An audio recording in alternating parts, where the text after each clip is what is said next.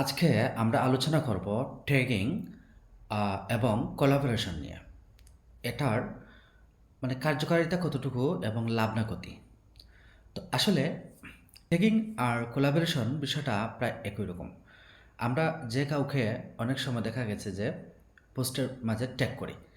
তো এই ট্যাগ করার একটা উদ্দেশ্য আমাদের থাকে, সেটা হচ্ছে যে যখন আমরা অন্যজনকে ট্যাগ করি তখন আমার ওই পোস্টটা, আমার ওই কন্টেন্টটা, আমার ওই বিষয়টা ওনার মাঝে যাবে এবং ওনার ওনার যে অডিয়েন্সগুলো আছে তাদের কাছেও এই জিনিসটা একই সাথে পৌঁছাবে। যেমন ধরুন মিস্টার ক বা মিস্টার এ, হ্যাঁ, ওনার ফ্রেন্ড লিস্টে আছে 5,000 ফ্রেন্ড সামথিং, কিন্তু আমি ওনাদেরকে চিনি না, ওনারাও আমাকে চেনে না। বাট আমি মিস্টার একে যখন আমি ট্যাগ করলাম তখন মিস্টার এর ফ্রেন্ড লিস্টে যারা আছে ট্যাগ করা পোস্টটি তাদের কাছে পৌঁছে যাবে।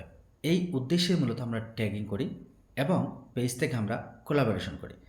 তো এই কোলাবোরেশন এবং ট্যাগিং এই জিনিসটা ভালো না মন্দ, ভালো দিকটা আমি অলরেডি বলে ফেলেছি।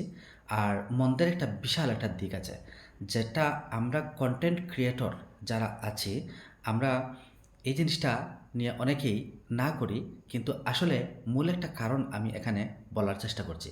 সেটা হচ্ছে যে ট্যাগিং যখন আমরা করব অথবা কোলাবোরেট যখন আমরা করব, করার পরে, হ্যাঁ, যেমন ধরুন আমার আমার সাথে অন্য একজন কোলাবোরেট করলো বা ট্যাগ করলো আমাকে।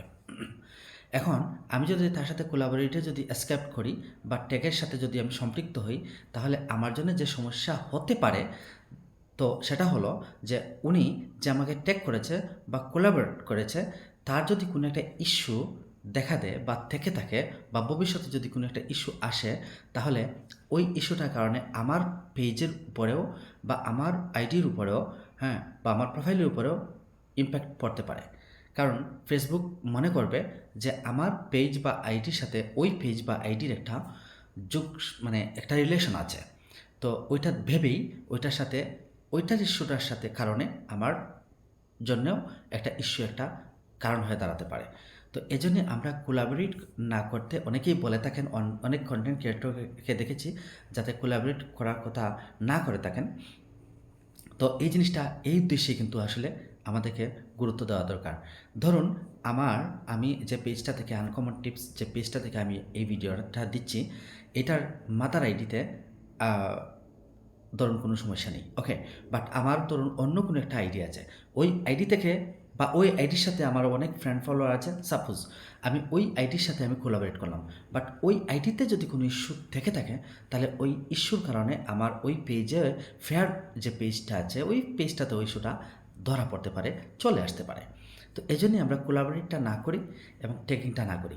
ভালো দিকের চাইতে অনেক সময় মন্দটা আমাদের জন্য অনেক বড় একটা সমস্যা হয়ে দাঁড়ায়। সেজন্য কোলাবোরেট এবং ট্যাগিং জিনিসটা আমরা যাতে না করি। হ্যাঁ, করতে পারি যদি নিশ্চিত থাকি যে ধরুন আমার নিজের আছে, ঠিক আছে, যে মেইন আইডিটা ওইটা কোনো সমস্যা নেই, তাহলে ওইটার সাথে আমি আপাতত করি, হ্যাঁ, এটা আমি করতে পারি। বাট নিশ্চিত না হয়ে এই ধরনের কোলাবোরেটে কাউকে ইনভাইট করাও ঠিক না এবং ওই ধরনের কোলাবোরেটের সাথে সম্পৃক্ত হওয়া কারো দরকার আমি মনে করছি না। ধন্যবাদ সবাইকে।